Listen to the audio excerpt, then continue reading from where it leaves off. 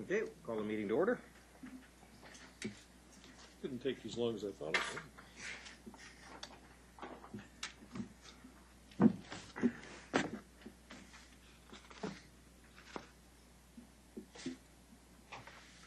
Brent, any additions to?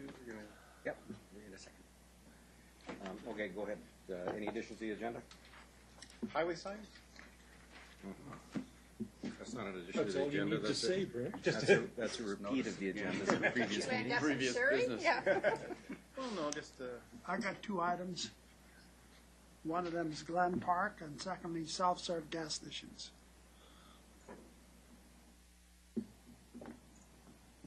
Do you have any others that have been pre-submitted? I just have councillor support. Okay. Anything else? Okay. First item are minutes of the council and committee meeting held Monday, July 8th. Recommendation is that the committee approve those minutes. so moved. Second. All in favor? Opposed? Carried unanimously. Item 2 is a report of the general manager planning and development related to mitigating the impact of building construction pile driving on local residents in Coquitlam City Centre, with introductory comments by our general manager of planning and development and a brief verbal presentation by our manager of building permits inspection.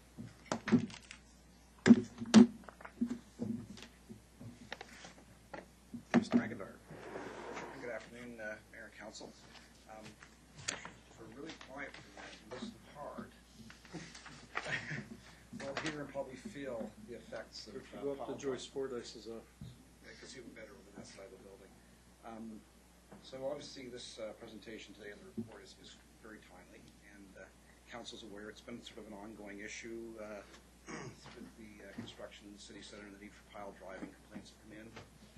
Council dealt with this in part a couple years back in terms of limiting the hours of construction, but that only deals with part of it. So what we want to do is look into this a little more deeply. But Vance, our building permits manager of inspections, was tasked with doing some research and talking with some of the developers and contractors and consultants. And so he's looked into this, prepared this report, and wanted to share this with council today. So, good. Good afternoon, Mayor Stewart and Council. Thanks for the opportunity to bring this before you. Basically, as stated in this report, staff feels that the design of these buildings is under the purview of professional engineers, as we're all aware, and we just feel that it's best not to put any regulation on there by bylaw to limit their ability to design the building as they see fit. The other issue is it could open up the city to liability in the event of any building failure. We basically wanted to stay with the same approach as our good neighbor construction. We see it as a cooperative shared responsibility between the development community and ourselves. We meet with the developer early on through the process, making them aware of the sensitivity to local residents around this activity, and not just local residents but staff, as we're all aware, are being affected as well. But we want to make everybody aware that they are it does have an impact on people's lives. That said, we've had a very positive response to this from the development community. Just recently, the last UDI liaison committee, I didn't have the report quite complete, but the basic approach that we were looking at from the development community was laid in front of the UDI liaison committee. Very positive feedback from them. They appreciated the fact that, they felt the same way, that the professionals should be the people tasked with designing these buildings, and they didn't want to see them constrained in any way. That said, we're still looking at a lot of alternative technologies that may exist. We've basically, I guess I'll go back to the Boza property one that's across the street and is now underway, is the one that we're hearing right at the moment. They had 2 test piles that were driven, if you recall, that was at grade. They drove those test piles in the hopes of reducing the amount of piles.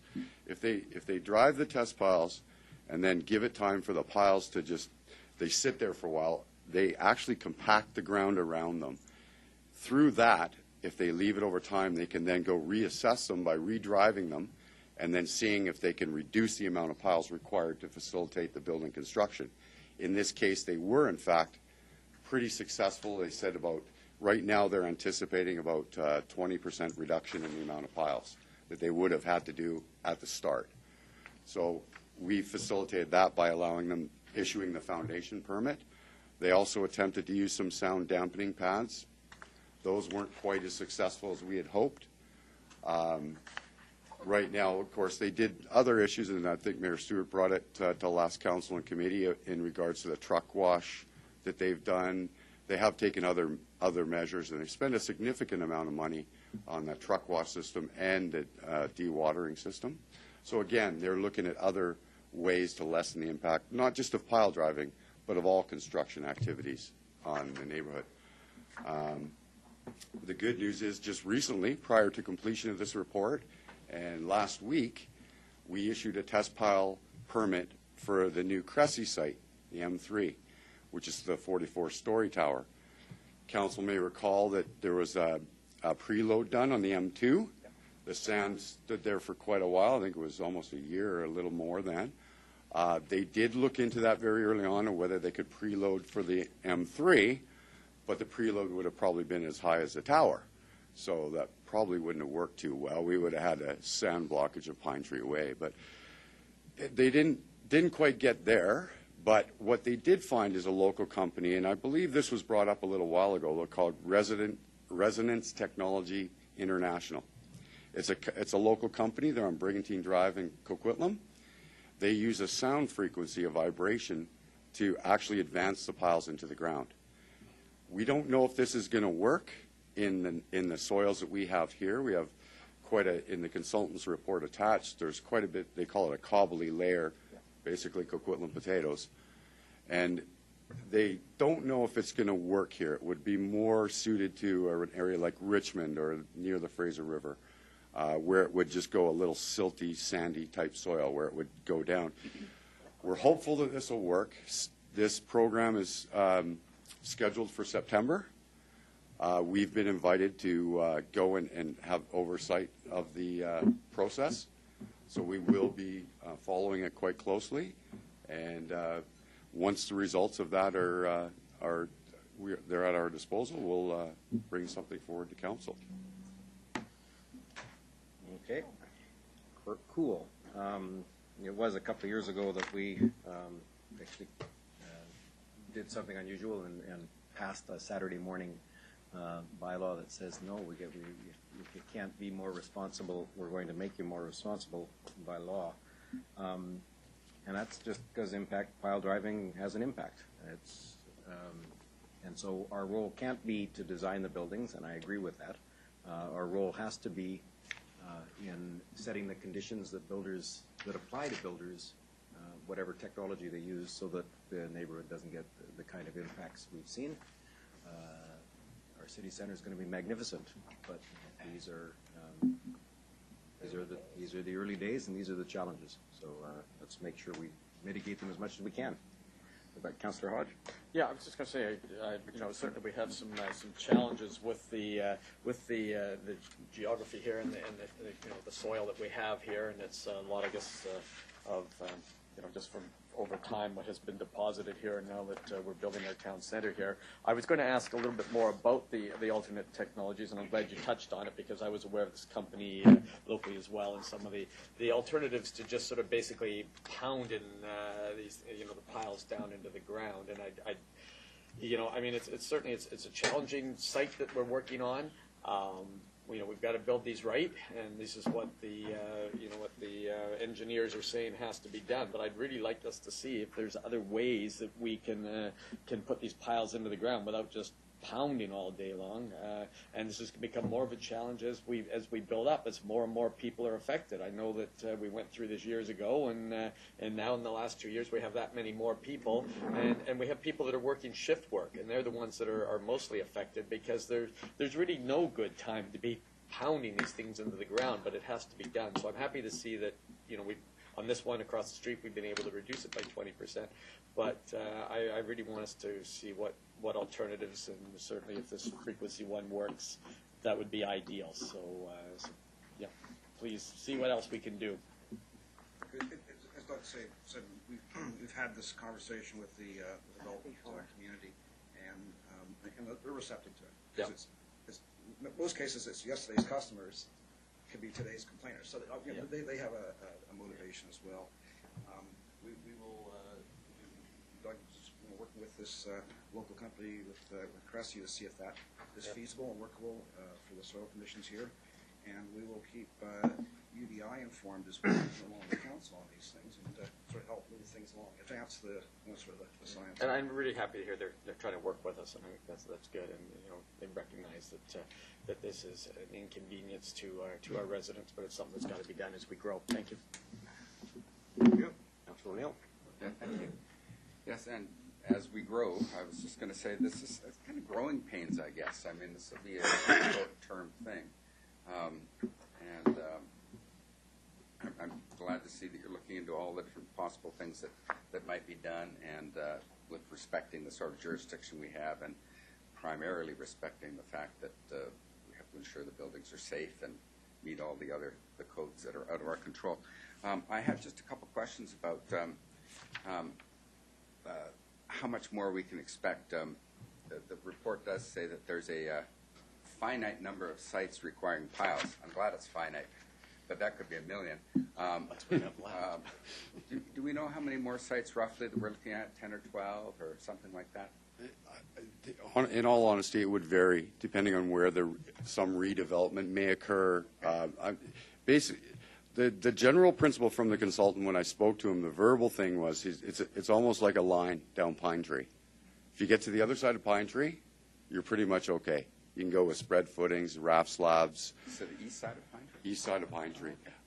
It's just the way the geology worked and the river at the time, the way it left, the debris it left in the field, the alluvial fan, as they term it. Yeah. It's all terms I just am becoming familiar with myself. So Geology, I know that stuff. it wasn't my... Quite an alluvial fan himself.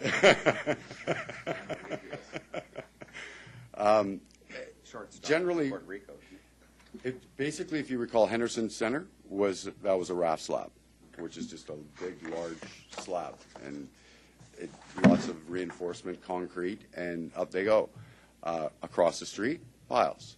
So it's all 1123 Westwood, the awning, which we're just issuing today, is going to be conventional spread footings and raft slab. So it's an unknown. And as a matter of fact, Councillor O'Neill, it'll vary from pile to pile.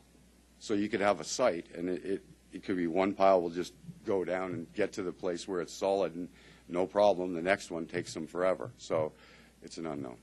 Yeah, I've been involved in the mining business and used to sink a drill to get a core sample of some sort, and 30, 40 meters away, it's totally different core samples. Visible gold there, none anywhere else anyway. And Evergreen Line, are we going to have to be pile driving on the Evergreen Line in this area, in this city center area? Do we know? Somebody knows. Yeah, it varies, but considerable. Let's go over to Maurice. Your Worship, to answer that question, the province has recently confirmed that the soils being the nature,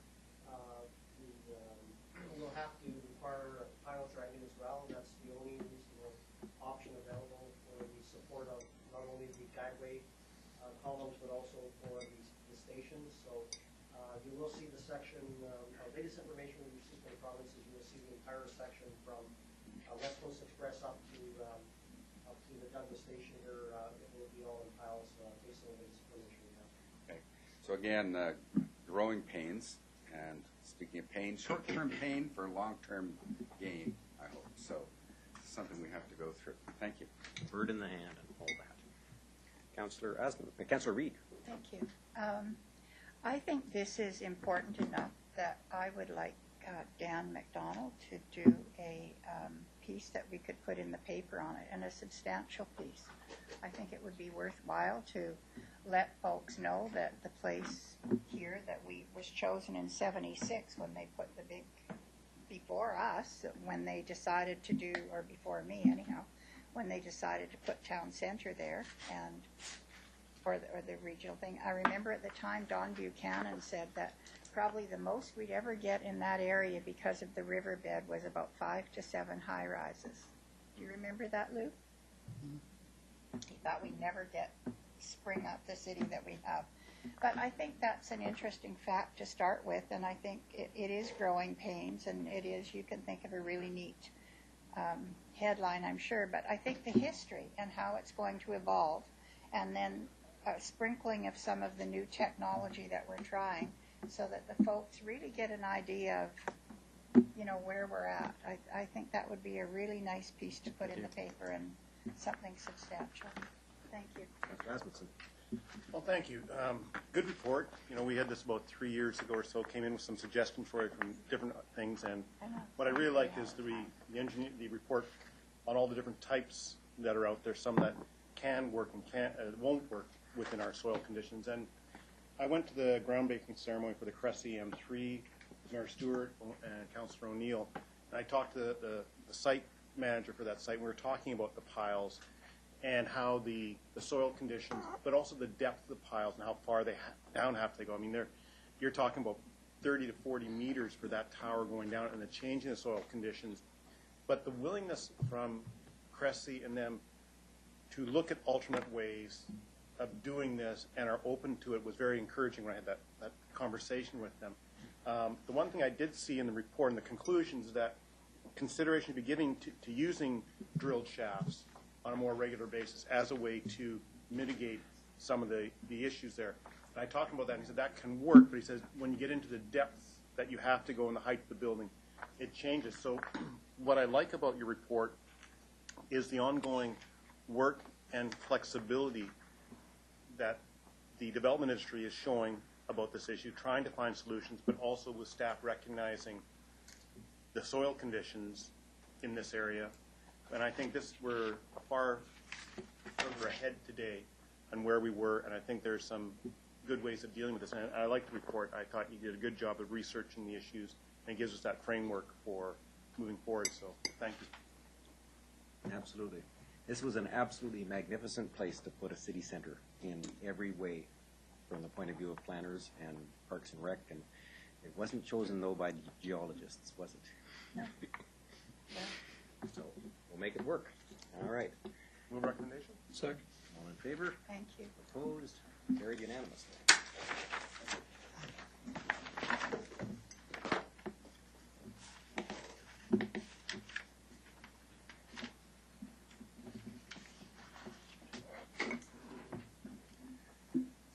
Item 2 is report of Acting General Manager, Parks, Recreation and Culture Services related to the One Pass Admission and Pass Program. We have a presentation by a Manager of Recreation. Councillor Reid. No, well, I guess I could ask it first or later. Well, yeah, sorry. Just put me down and then I'll ask Okay, it do after. it. I'll do it. Put me down as I well, have a Rick. question as well. Okay. Make Well, it answer. hopefully I'll answer them Yes, before, okay, yes. before we get there. Okay. Good afternoon, everyone. I'm going to walk through, first of all, let me figure this one out. Right or left? Okay, thank you. I'm going to walk through a PowerPoint presentation, provide some background in where we are, look at some of the key findings of our review, talk about the One Pass, and summarize the next steps we may wish to take, and also look at how this ties into our strategic plan and objectives. With me today in the back, I have Michael Fox and Mary Morrison-Clark. Michael Fox did a lot of the legwork and the research on this, so he's here if we have any questions related to that. So before we get started, I just wanted to take a moment and put a slide up and tie this to our strategic goals. And our new strategic plan that was just done highlights some long-term actions this time and some key performance indicators. And one of the long-term actions is to increase our participation in drop-in recreation programs, increase our admissions to facilities, and generally encourage citizens to be active. And this initiative ties right back into those goals. So how do our fees get established? Over the years, our fees have been established when individual facilities open. When Pine Tree opens, fees get established for that facility. They are set through our fees and charges bylaws, and people get admission into public swim, skates, weight room by two ways. A single admission or a 10 admission card, or by buying a pass, which is good for a month, 4 months, or a year. Our rates are all over the table currently. You will get an adult drop-in rate for adults at $5.71 at our big centers. At Pine Tree and Centennial, to use the fitness room or drop-in at the gym is $5.24. And to go skating is $4.75, and then there's your skate rentals on top of it. There is anywhere between a 10 and 20% range in our fees across all of our facilities, depending on where they are. And that extends out into annuals, and some of our fees we don't extend, primarily ice because it's not year-round. So what we've got is, just keep in context that 15% range there. And all those loonies and toonies add up to $2.4 million worth of revenue. So it's a big chunk of the revenue for the Parks, Recreation, and Culture Department. It's about 35% of the recreation revenue in the city comes in through this system. So with that in mind, we want to keep that revenue consistent, but we also want to make it easier for our customers, consistent. Interesting chart when you look at half of our drop-in revenue comes from Poirier Sport and Leisure Complex. The next biggest chunk comes from CCAC and the outdoor pools, and then the small amount comes from the drop-in gymnasium type programs at Centennial and Pine Tree. So we did a program review, and you may remember last year at budget time in November, we talked about looking at exploring an unlimited access pass. So we reviewed some best practices. We talked to its internal stakeholders and our instructors. We looked at city policies and practices, and this was also identified through the Business Improvements Committee as an area we should look at for improved customer service. Oh, sorry.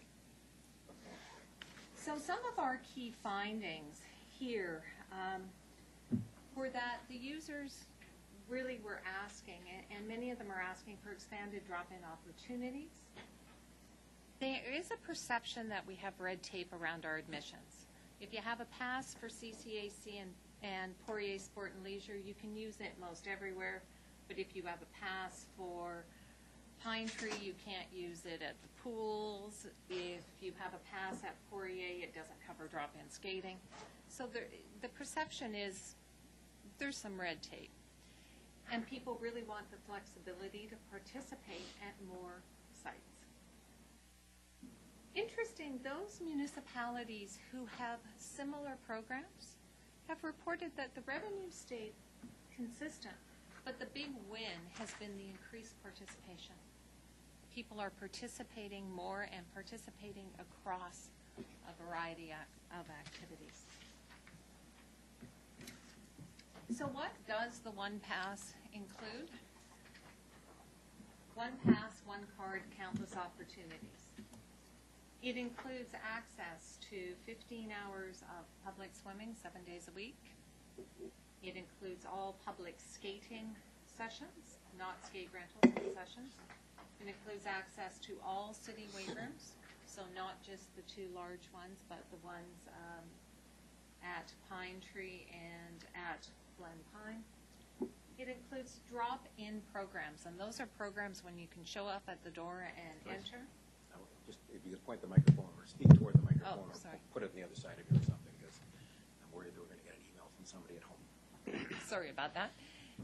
It includes all drop-in classes, and those are ones that you drop in at the door. They're not the registered progression classes, but drop-in.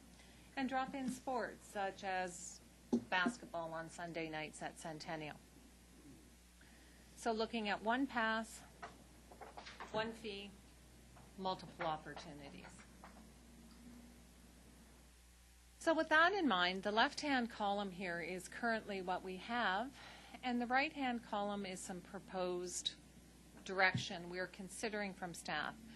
And what we really hope is to gain your feedback on what you like, what you don't like, if you think this is where we could massage it a bit, and just confirm this is a direction we do want to go.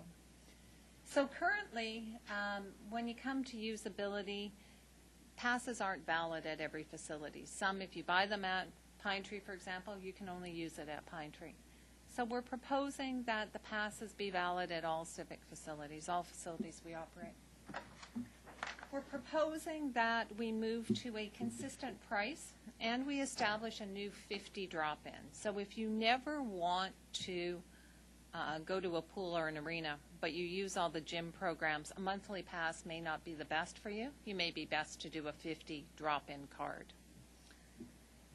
We also recognize that moving to a consistent price won't happen overnight or over 1 year, because there is that 15 to 20% range we talked about. So we would see phasing in, potentially leaving our fees where they are now for the higher ones, and over moving up our lower ones to that over a bit of time. There will be clear definitions about what drop-in opportunities are included. Right now it's a little vague on what is included and what isn't with the pass, so it will be clearly. And there'll be approximately 100 opportunities a week. It encourages participation at all civic facilities, and we are looking for a simplified fee structure and a simplified administration for it.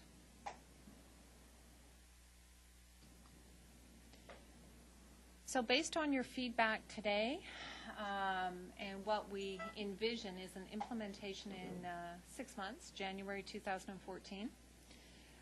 It will require a well-thought-out communications plan to do this, and we have been working with corporate communications on a marketing and communication plan. Financially, we do not believe it will have a negative impact on the year-end revenues. We're pretty comfortable based on what other municipalities have done, even though there might be a drop in the first 6 months compared to year over year. At the end of the year, municipalities who have implemented this haven't experienced significant changes in their revenues. And we'll judge some success by, once people have it, they tend to use it more. We have a more healthy, more active, more engaged community. So our next steps are feedback from you today. We want to hear your thoughts and input, and then our intention is to report back in September with the final details. The fees will go into the fees and charges bylaw in November, if that's the direction council decides to go. And then we would like to, if we are to move forward with a program like this, we would like to begin marketing it in November prior to the January implementation, because it does have an education component about what will be included in it, and it will need a little bit of a plan to implement. So based on that overview and the report in front of you, we are here to seek some feedback, some comments, and hear what your thoughts are on it. Okay. Thank you very much. I've got Councillor Reid. Okay. I have quite a few questions on this, more you've raised than answered for me, but the subsidies, we subsidize all of these. And so is this going to be available to Coquitlam residents only, or is it available to everyone? And what is the subsidy now? How does it average out? Last year when we did our budget presentations, arenas were 50% subsidized, largely because of the Planet Ice agreement. Community centers were 60 and aquatics were 40. So they would remain if the revenue comes in and stays consistent, the subsidies would remain the same. Okay, so that's a big number for taxpayers to be subsidizing the rest of the world on. So it would be available to everyone. You're just not saying right now Coquitlam residents only because of this large subsidy. Correct. Our fees now that are already subsidized are available to anyone. But this is a whole different ballgame now. Now to me, it's a different ballgame anyhow. So now that we're doing this, what staff savings are we going to be getting? If this goes through, there has to be some staff time savings, is there? The staff to deliver the programs will not change. But the administrative part? Over time, our hope is that there are less people coming up to pay cash at the front office at each site. That's the only staff that you'd be saving? Yep. Okay. The 50 drop-in card, so that would be available if someone just wants to swim and not do anything else, so it would be broken down into what you, okay? The weight rooms at Glen Pine, kids aren't allowed in there, or young folks, are they? No, those other facilities that have weight rooms, the restrictions to the building would still apply. The same, so age or, yeah. But for example, if I had a membership, I'm old enough to go to Glen Pine during the day, I have my annual membership, I can use it at Glen Pine now as opposed to just at CCAC and Poirier Sport and Leisure Complex. As long as you're old enough? Yes. Okay, and do we have age restrictions on any others other than Dogwood, or I don't know what at Dogwood would there be, but we have certain programs, drop-in adult basketball and programs that have age limits, and they would still apply. But weight rooms and pool times, all those would just apply to that age group. Yep. Okay, and then so based on this. Basically what we're doing, all these facilities are there, they're up, they're running, they're being heated or frozen or whatever we have to do to them. So what you're saying, this really isn't going to cost us any more. We're just going to have more people using the same facility. So you don't see any increase in our cost. It would be nice if we got to a point they were really, really busy and we had to get there, but we do have some ability to add more people, particularly in the pools. If Council might remember when we talked about the aquatic infrastructure review earlier this year, our aquatics aren't at capacity. We have room to add people in with those existing. Well, if people would stop spitting in the pool over at CCAC, I'd go, and so would a lot of other people. So those are issues we have to address. And all these programs are running. So really, this is about taking what we're already doing and packaging it. We're running drop-in programs now, and I mean, Mrs. Smith comes in and she does a drop-in fitness class at Dogwood, and she pays her $5. Then she has to go across the street and she wants to go in for a quick swim. It's a different fee. But we really don't mind if she goes in for a quick swim for a half hour after her child has finished their lessons, because it's great for the recreation of the family and the social so then to be totally selfish now, my last question, what's in it for me? What's in it for me as the board of directors running this community? What's in it for the taxpayers? Maybe, Your Worship, I would, through the chair, answer it this other way. than being able to do all this. This actually sets a fairer rationalization of fees across the board. I think that's, I see that as a benefit. It provides taxpayers with another opportunity, another price point or an opportunity for those that are more active at a more reasonable rate without affecting the city's bottom line. And certainly I would say that this isn't initiated to gain more revenue. It's really there as a convenience for the public to use the facilities. A new price structure, I think probably a better price structure, and hopefully the increased participation of Coquitlam residents. So when it comes right down to it, there's no money savings for the taxpayers. It's basically that they'll just be able to do more, provided that the prices aren't any higher. Yeah, that's correct. Okay, thank you very much. Councillor Hodge. Yeah, I was certainly interested to see that the certainly the potential to increase participation. For me, that's what it's about.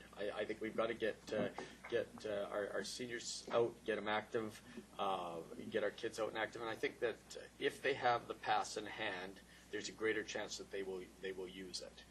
And I want to see an increased participation by people in activities in our community.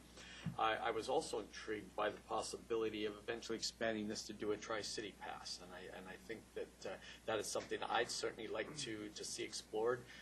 We do now use each other's fields, each other's sports centers, ice rinks. We've just looked at what we've done with the multi-jurisdictional business licensing, and I think that there's certainly, I'd like to see us, get ours going, but also with the idea of looking at something regional-wide, and I was quite interested to see what's been done in Victoria. There's a lot of similarities between Victoria, the greater Victoria area, and the Tri-Cities area in terms of the different services that are offered, and there may be some economies of scale there, but certainly I think for convenience, because I think what we may see is a demand from outside of our borders for people to use this pass. We know that for example, our indoor pool here at CCAC is used by a lot of non-Coquitlam residents. I think that certainly, I think there will be cost savings, the ability to just use a pass at the door instead of having to collect cash from people, and that I think is certainly going to be a benefit. I also like the idea of more flexibility in going to the centers, not having to have different passes and different systems at different centers. The idea of just one card being good across the city, there is a perception that it's red tape. I think it's just logistics. And I think that moving to a simpler system, both for our residents, for our users, and for our staff, I think will benefit everybody. And at the end of the day, I just want to see more people active in using the facilities. Coquitlam has amazing facilities, and I think we need to encourage people to use them and make it easy for our residents to get out and enjoy the amenities that the city has provided. Thank you. Thank you, Councilor O'Neill. Yeah, thanks. In terms of general feedback, I think this is going in a great direction. And because I do think it'll make it easier, and once people have this in hand, they'll be more likely to drop in at all these 100 different opportunities at any given time. Got some specific questions about the single-use drop-in ticket. If I want to just go and swim once in the middle of the summer at one pool, that's got a certain cost right now, and there's going to be some sort of rationalization of these costs across all the facilities. Is that right? As Joyce had mentioned, we don't have the same price point. Different facilities have a different price point for arguably the same service, and that's just an historic anomaly. This would be an opportunity to correct that anomaly at the same time. But as Joyce mentioned, there's in some places 15 to 20% price difference, so staff wouldn't recommend or won't be recommending we take that in one large jump, that it may take a little bit of time. So if it costs, use that single admission swim, if it's $250 in pool A, it should be $250 in pool B or pool C. So there's not going to be any overnight 20% increase for one-time pool usage at some place. It'll be phased in until everything gets run. It will be council's decision as to what direction we go in. Okay. Well, you won't be suggesting that to us. Okay, because that's there has to be guidelines within how much anything can go up or down. But it's more concerning when it goes up a big chunk in any one year. Was there any consideration? I ran this idea of the report after it became public on the Friday night. Talked to some young families in Coquitlam about this, and they think it's a wonderful idea, especially during summer vacation time when they really do up their usage, and so that they can see really using it a lot. But they asked a question: is there a family pass? And I said, I didn't see any reference to a family pass in there. It may be opening a can of worms. How much of a family? How big of a family? What is the family? This sort of stuff. But that was a question that they asked, and that was like right off the top. It could be I don't know if it's something you want to look at, or did you look at it? We did look at it, and the definition of a family and determining what is a family and what counts when there are certain programs that are age restricted. Best practices around other municipalities have them having child, youth, and then adult, and keeping them reasonable and combining. Yeah, I thought that's what would be. But we can look at it and do a little bit more for the final. If it's best practice, and my initial response was, yeah, I know why you'd like to get it, but it probably wouldn't really work that well for, in terms of the overall good for the whole community. And in terms of a monthly pass, 1 pass, or 3 month, is there any sort of vision in mind for when, from a consumer's point of view, the break-even point would be? If I didn't buy this pass and went to single-use things, I'd have to go 12 or 13 or 18 single uses. Is there some best practice in mind there? Well, if we just look right now and we say it's $5 for a drop-in swim, a month unlimited is $50. So if you're going more than 10 times in a month, it's worth your while. And is that still going to be what we have in mind for the new system? Somewhere around that. I don't think we'll be changing our fee structure too much, but probably in that 10 to 12 times a month. I didn't see that chart, and I had guessed 10. There's 10 visits right there. Good. All right, good. Oh, good. Thank you. And again, to start out saying, I think this is going in a very good direction. We're basically revenue neutral, but designed to get more people to use our great facilities. Thank you. You didn't hear my word, Ken. It's going swimmingly. Swimming. Glad we're not treading water here. I feel like I'm drowning. It's certainly nice that some councillors are willing to let that sort of thing just drop. Yes, wouldn't it? Okay, I've said it before, I used to be a lifeguard, and I'll tell you, there's nothing more frustrating than having the 3-guard, 4-guard situation and nobody in the pool, or 5, 10 people in the pool. And so that excess capacity that we have, we need to, the best thing to do is to fill it. The Parks and Rec isn't about providing facilities, it's about providing facility use. It's not about establishing programs, it's establishing participation in programs, and the programs are of no use without the participants. So I don't see this as aiming at trying to save money. That's not our goal. Our goal is to make sure that the public participates as much as possible within the budget we've got. And Councillor Hodge mentioned, I mean, the lethargy that our children are experiencing or indulging in, sitting in front of a video game. We should probably call this X-Pass or something so that we can drag them out and make it a little bit more pass cube. I don't know. Because ultimately that's part of our target market. It has to be the adults as well. Make it as simple as possible, and they'll perhaps participate more. But with young people, I want the free video game to have almost some competition, and that they don't have to go ask for the admission pass. They've got the pass, and they're going to get. That's one of the things they can do today, rather than sit in a family room. So I'm absolutely supportive of this. This is the right direction. I've got Councillor Sikora and Councillor Asmussen. Thank you very much. This looks like a great idea. A couple of questions. You notice you're asking for an extra $10,000, but it'll be found in the current budget. Why mention it even? We're not asking for the 10,000. We did want to highlight for council that rolling out this type of new initiative will take a more advanced and more intense communication, education, and marketing plan than what we have done.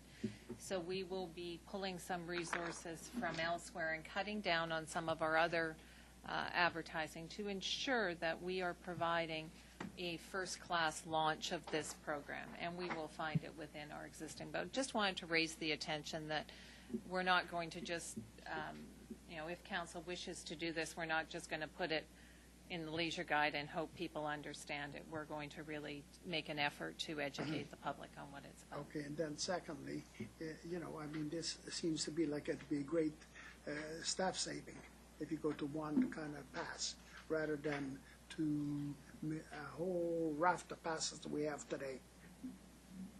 So there's got to be some saving in staff time. So this doesn't eliminate any of the passes, this just. I realize that doesn't eliminate passes, but, you know, gives them the chance Right. to have a pass to go to so many other places. Am I correct?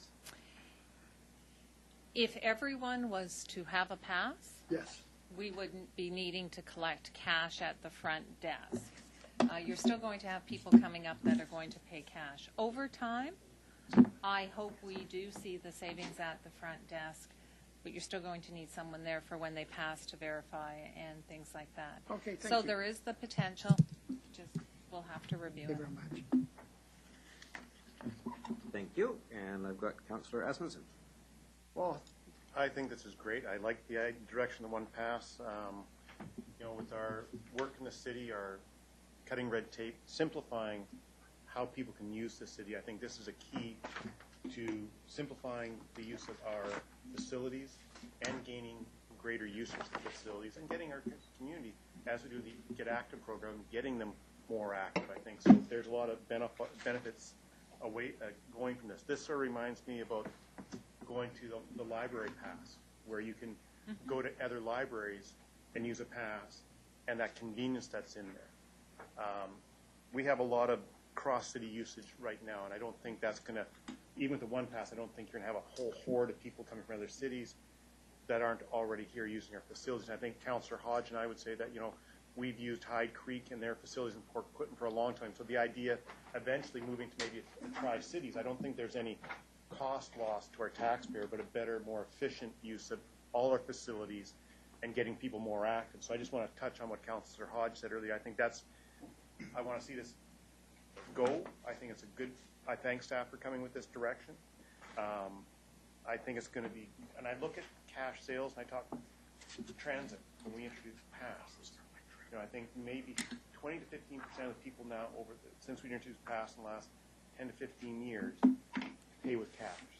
So there will be that education. People will prefer and go to passes as an easier way of and it's just so much easier to administer. It's easier to track your people and everything. So it gives you a better idea of, and you can also have the barcode stripes when they come in for what they're using. Yeah. So it really will create a better picture for staff in the long term. And I do see people going to one pass and being very successful over time. And I agree, I like how you've decided to take some funds from elsewhere to properly launch this, to really make it aware. So for me, I like the direction, and I thank you for the good work you've done. They have ID on Councillor? them. Yes. Sorry. Councillor Nicholson? Thank you, Your Worship. Just listening to you talk about trying to attract the youth, and I wonder whether pass that can sit on your phone would be an obvious kind of thing, and somewhere in the next 20 or 30 years, the ability to simply program it into the RF chip that was implanted in their earlobe in the delivery room. Or elsewhere. It will be tracked forever. Something like that. That's right. I'm curious, I don't expect you to go into detail because I don't think that would be sensible, but do you have some thoughts about controls? I'm sure that Councillor Esmond could tell you that bus passes may be used by a number of people during the week. Yes. Can be, yeah. So All of our I go passes. swimming on Monday, and my wife goes and does aerobics on Tuesday, and one of my adult children from Maple Ridge comes in and does something else. Change your name to Pat, so it's not gender specific. Exactly. Joyce? With our current passes, and which will continue, is every pass has a photo in it. And when you come in a facility, you run your pass through, and your picture pops up on the screen. So the person at the front desk, that's the check. Your picture pops up, and it also pops up and tells it when the pass is expired, whether it's suspended for a reason, whether there's a note on the file for any other issue. They phoned, they canceled a program or something like that. So Okay, they that's all good. are photo ID. Thank you. Outstanding. Are we ever going to get to the point where, in the case of adults, the driver's license could be the scan that says that you essentially you show up and you pay your fee, and the driver's license barcode is the scannable item, so that we don't have 20 forms of ID in our pocket. Or you've got a U-Pass, is it possible to scan the U-Pass? Are we at the point where there's a universality are we heading toward a universality that we could have that one card that has functionality in various pass systems? Unfortunately, right now, it's fairly proprietary. Even the upgrades for software specific to take registrants is pretty specific. I think both that issue as to what may be future platforms, opportunities. Councilor Nicholson referenced perhaps the cell phone app, and that's fairly common in business today. You load it on your phone as opposed to taking it with you. We can take a look at what sort of modern technology that make it more convenient for customers to still maintain our security. So.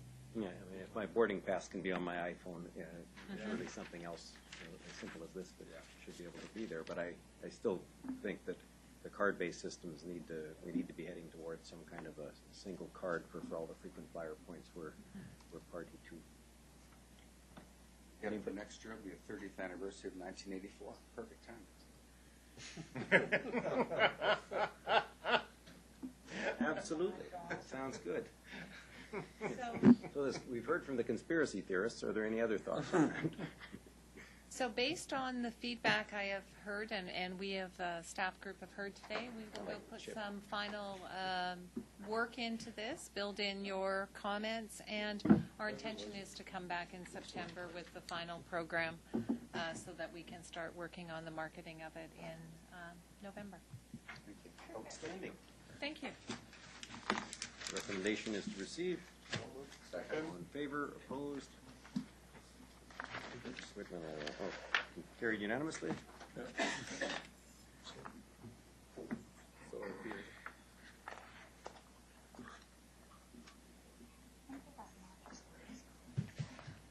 Item 4 is report of General Manager, Engineering and Public Works related to the Engineering and Public Works Cyclical Review Implementation Update, and we do have introductory comments by the General Manager of Engineering and Public Works. Thanks, Your Worship. Day-to-day. Yeah. Well, what you have before you is a compilation of several significant bodies of work that were undertaken over the past many months. From my perspective, the two most important bodies of work were essentially a strategic plan review.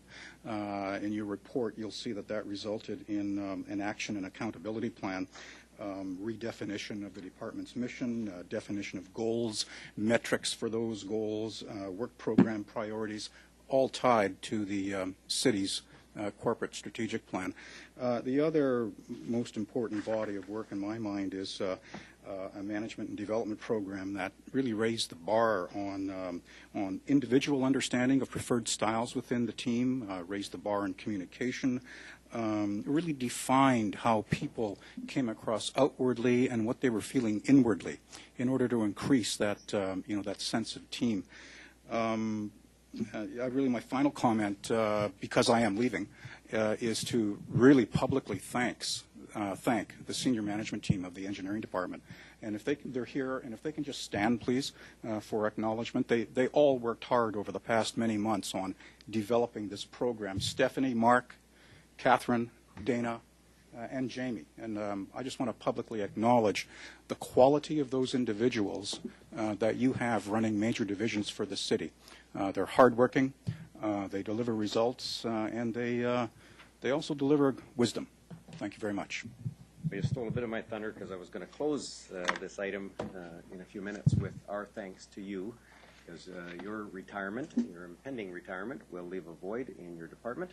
You have made contributions to the city since you started in 2007 that we all need to be thankful to you for, and I express on behalf of all of council our appreciation to you for your role in leading not just the department but also this review and leading a great team of staff in a great review. And we'll hear from council in a moment about the review itself, but on behalf of council, quick bless you. On behalf of the council, thank you so much. And now the hard questions. And now the hard questions. Okay, make them tough. Come on, make them good. Councillor Rasmussen, Councillor Reid. Well, I don't have a lot of tough questions on this one. I like the report, and I like the action accountability part that you have in here for the team and the group, and the fact of the ongoing continuation of that work within the structure to be continued. The management leadership development, but the one part that I really like to see, which I think one comes down to our best practices, is your customer service technology review. I think that's probably one of the biggest areas that's going to help the staff move forward and get better service out to our customers. So when I saw that part there, the Maximo system, ICT being involved, I was really pleased to see that part within the review. And so I just want to thank you for a good overall report. And what I like is the ongoing nature of this doesn't stop today, that this is going to continue on. Even after you've left, you put in place for who's going to replace you a good system of leadership and development within the organization. Thanks very much. Just for acknowledgement, Mark Zaborniak led the customer service review and coordination of that, and Dana Sung led the technology team review. So thanks. Okay, Councillor Reid. Well, I'm going back to my Stewart roots, you know, the people that adopted me. Is there any staff savings here? This is my second time today I've had to ask the question. And I do, because you go on attachment 2, you talk about being values driven. Now I'm assuming you mean maybe engineering values, customer service values, all that. But for me, once we go through one of these reviews, I also want to know if, with all the technology and the changes that we make and the reorganizations and that, are we saving having to hire more staff? Are we saving, or are we just making what we have to do more efficient? That's a question that we get from the taxpayers all the time. We spend all this money on IT, and everyone's wondering if it actually saves us any money or not. Right. I mean, this review obviously did not include a formal business case of specific types of customer service processes that is actually going on in the background. Before I get to further comments, just to be really clear, by being values driven, what we mean is treating people fairly, building organizational and community capacity, informing, involving, inspiring, and innovating. Those are actually your values as an organization. Just a bit of the work that we did was to actually take the temperature of how we doing as a department and as a team in those aspects. I can offer you just a broad comment, I guess, on technology and customer service. You should expect, reasonably expect, to see from time to time anything of a detailed nature that comes forward to you in those two areas. There ought to be, the business case ought to be either a quicker customer service or a savings, or the sweet spot is both. And you can't necessarily guarantee both, but when you do invest in technology, the business case has to look at, so what really is the payback? Are you getting quicker service, faster service? So you should be able to, in your mind, expect that be addressed when details of that nature come before you. This is a much higher level, broader report. But Thank you. Thank you very much. I had only one correction, or rather addition to something related to attachment 2. Attachment 2, you've created, I think, a really good action and accountability plan, but it refers to the ENPW goals, and I don't know whether these are new goals or a restatement of existing goals, or have we revisited the goals completely, or is this an existing document? These goals existed in some form quite some many years ago, and we revived those, and we said, are these applicable today? And what we did was tie those goals which speak to people's day-to-day job. The corporate goals are a little bit lofty, and it's difficult, I think, for the workers to say, well, how does this really, apply to me. So what we did was develop our own set of department goals that are actually tied, and you'll see the statements, how they're tied to the higher level city goals. And then the added value that we did was let's put some metrics behind those goals so that those metrics should be able to come forward in, future IPSO READ surveys. Okay. And in that one, I only found one that I thought didn't include or missed an aspect of it, and that's Goal 1D. It calls for calls for the department to plan for disaster response and recovery.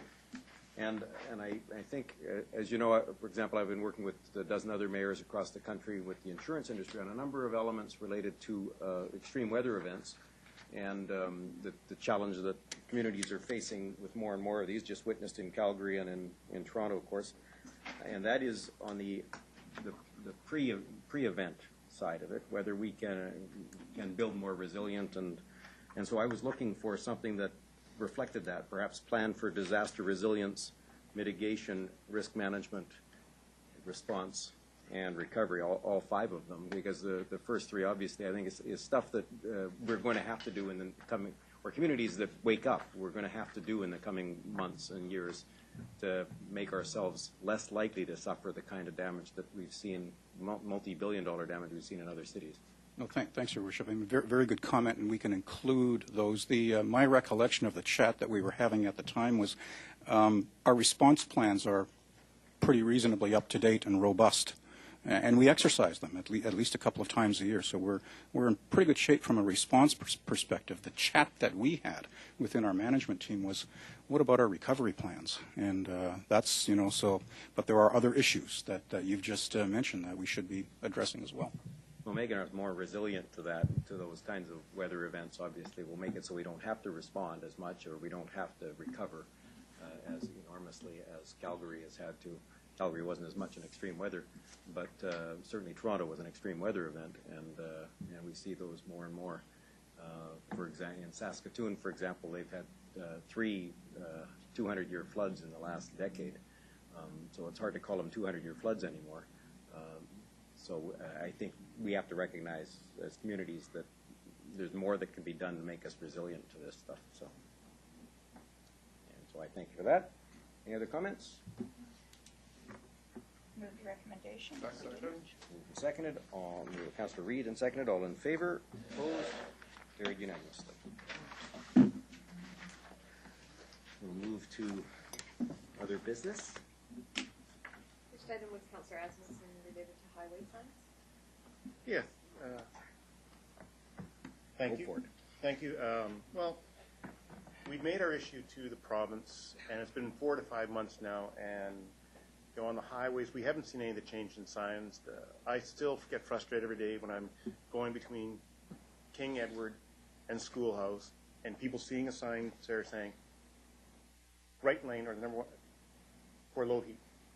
And people cutting you off, slowing down because they think they have to be in that lane. You got a big line of traffic all the way back, backing up people for a sign that's stupid because you get across, then you merge over, which is I still, when we saw the plans for the overpass and everything, I never realized that we're taking low heat highway and squeezing it from 3 lanes, we get down to 2, but now we're going down to 1 lane, and it just doesn't seem to work. But my issue is about the lack of response to our concerns in changing the signs. The other issue you raised, Mayor, in regards to last exit before toll, which is a simple removal of the sign, not adding a new sign to be made up or anything else, hasn't come down.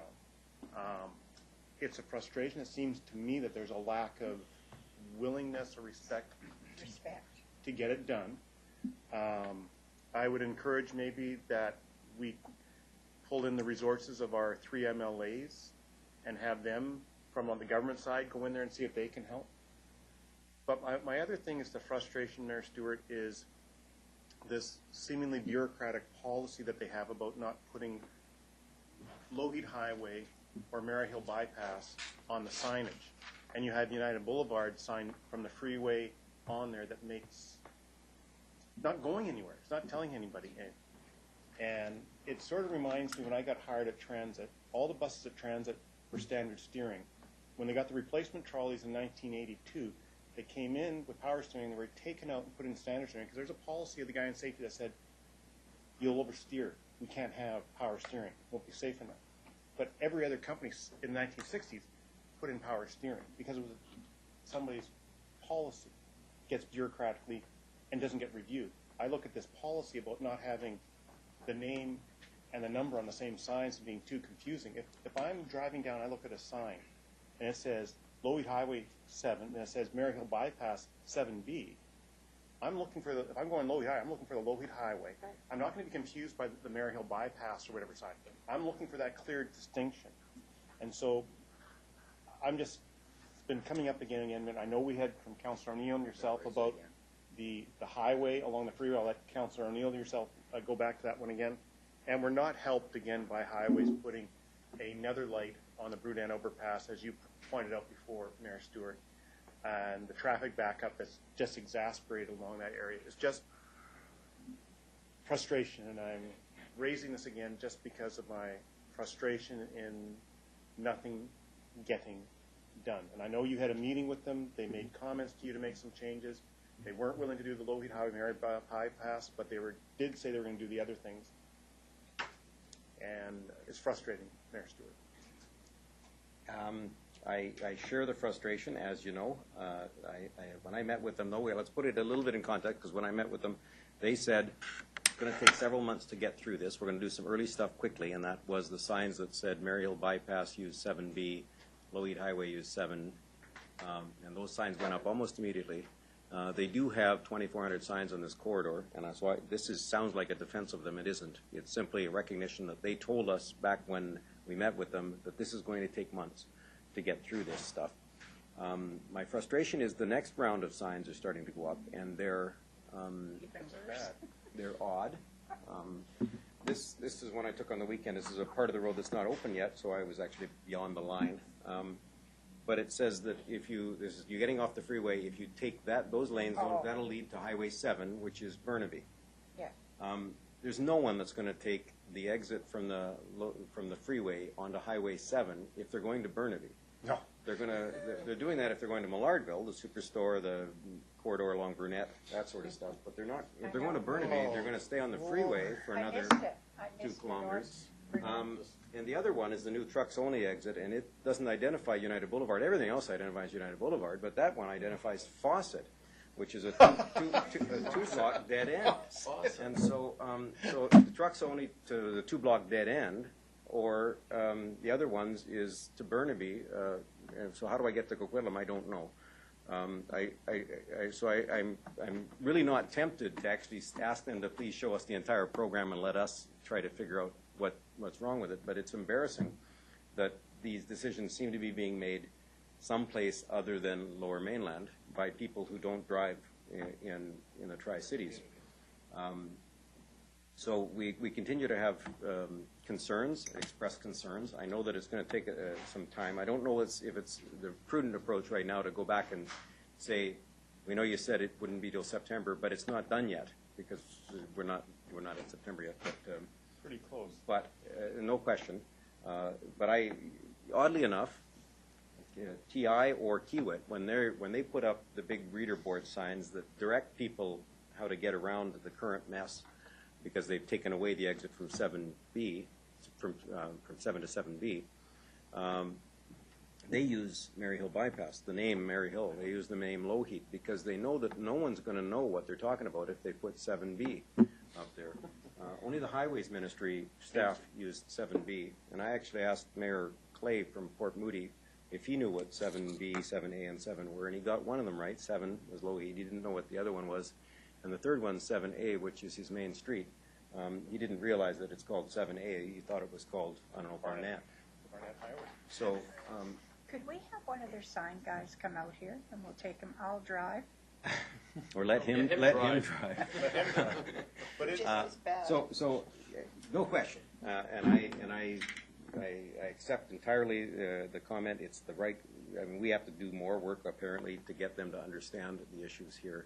Because I heard from another family from Richmond that ended up across to Surrey twice Surrey and back after a wedding at the Western Plateau Golf and Country Club.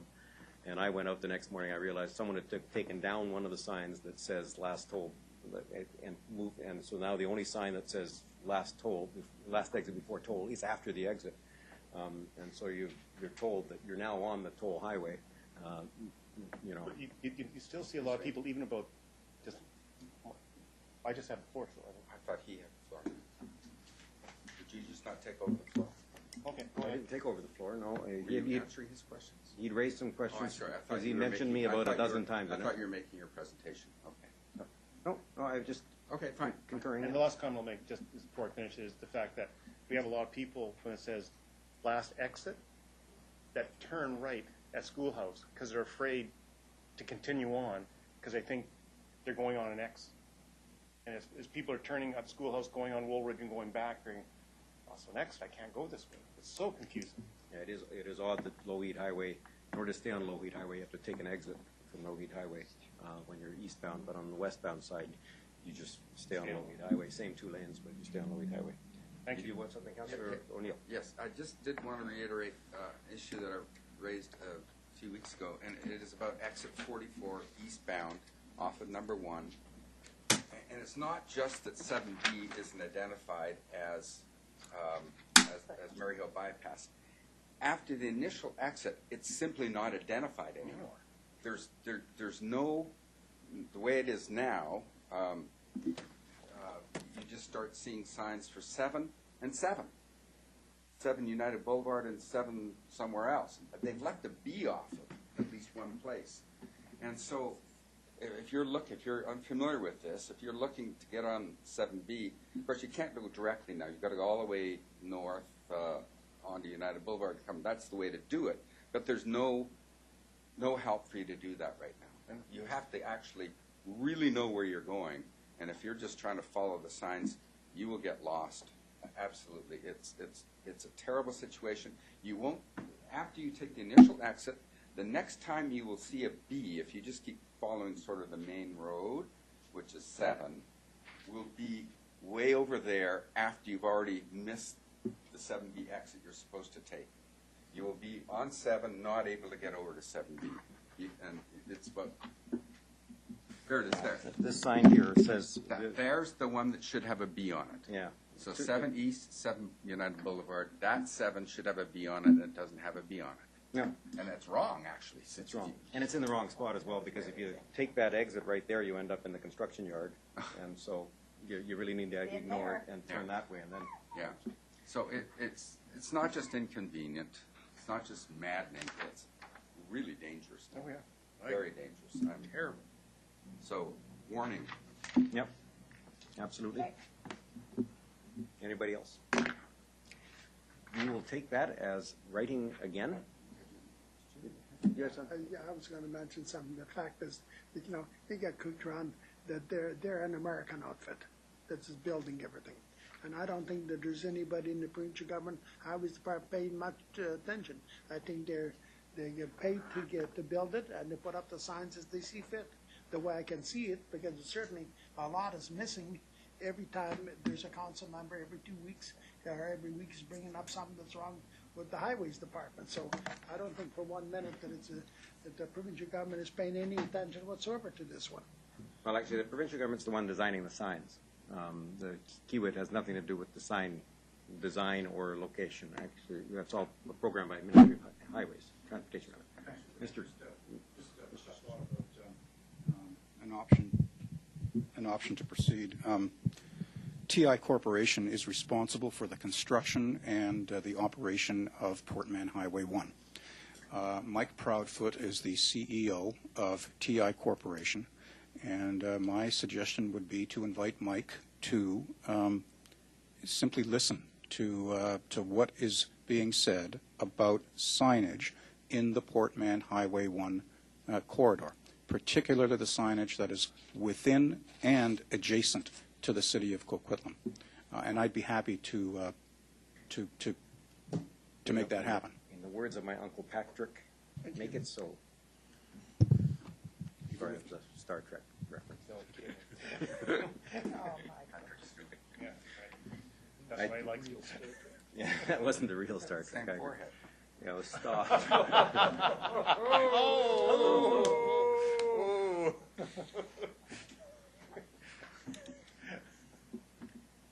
Anybody else? We will have something like that happen, and council can express our reservations and frustrations. And in the meantime, we'll keep talking about it. Okay. Thank you. Next item. OB item 2 is Councillor Sikora related to Glen Park design. Yeah, you know, I'm getting calls from people in Glen Park about Glen Park.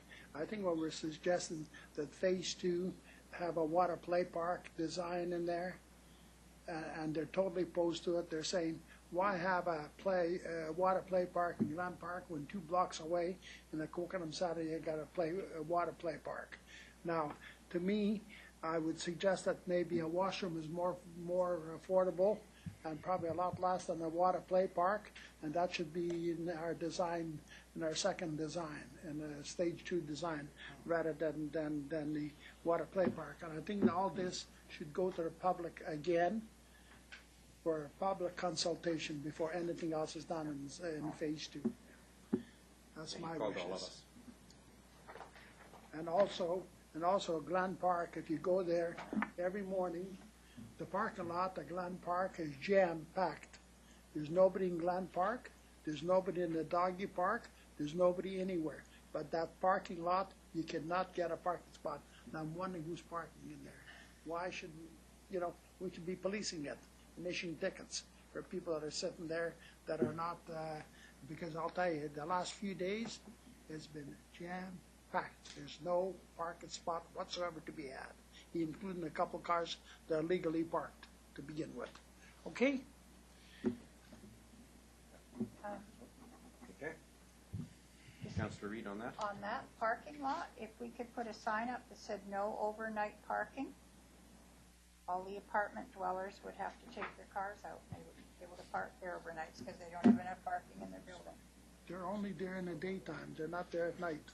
Which parking lot is this? Glen Park. By the doggy park. They're only there in the daytime, from morning till the afternoon, then they're gone. That's interesting. Just on that, I haven't noticed that, but I have noticed an awful lot of people parked on the street, Yeah, on also. the west side of Glen Park, and I'm wondering, and this is in the middle of the day, so I'm wondering where they're coming from. So maybe Exactly. at times they fill up that parking lot as well. I don't know. Are they construction workers or something? I would assume it would be construction workers. We have the same issue in some of the city center spaces, the ones that are still free, to see the construction workers walking back to their vehicles midday and stuff, because they're there first at 7 a.m. So. Yeah.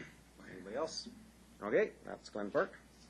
And will be item 3 regarding full-service gas stations, also Councillor Sikora. Okay, to the solicitor. How many tickets have been issued for the self-serve, for the people that are serving gas by themselves, not having a tenant serving the gas? How many tickets have we issued? In the last several months, we've issued 2 tickets. Okay, here's the situation. Last night, when I came back from Whistler, my tank was almost really empty. So first thing I was going to do is go to the closest gas station. I go again to Johnson. There's one attendant. The ESO There's guy? 8 cars. That's him. There's people walking in, paying for the gas, going and pumping their own gas. The tenant cannot keep up with it. I talked to a tenant, and he says, I'm here by myself. We should have at least another 2 to keep up with the people that are looking for gas, but they wouldn't hire anymore. There only one attendant every night. I'm saying to myself, what time are bylaw and enforcement officers off on any given night? How late do they work? Through the chair, there are officers who work a bit later into 6 and 7 p.m. in the evening, and we have the ability to have auxiliaries on a little bit later. They leave at 8? Most officers Well, I think we need to extend their hours for a little while, and to me, it's very, very simple.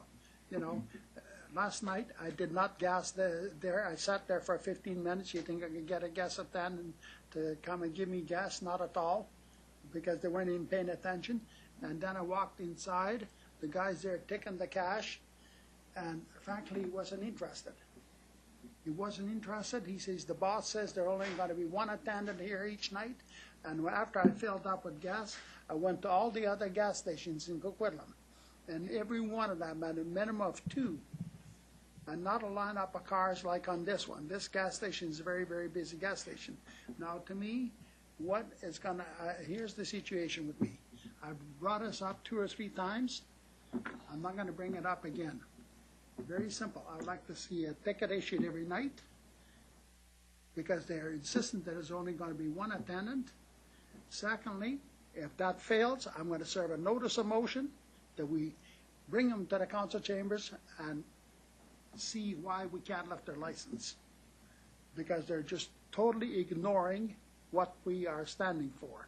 And to me, it's very, very simple.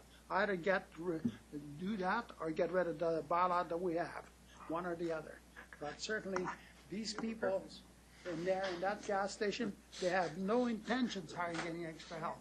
They have no intentions of hiring any help, and I'll be there every night from now on just to see. And we'll see if our bylaw enforcement officers are there issuing tickets, because by now you should have maybe 15 or 20 tickets. Councillor O'Neill on that item.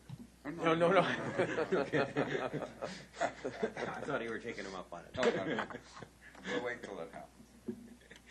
Any further discussion on that? Thank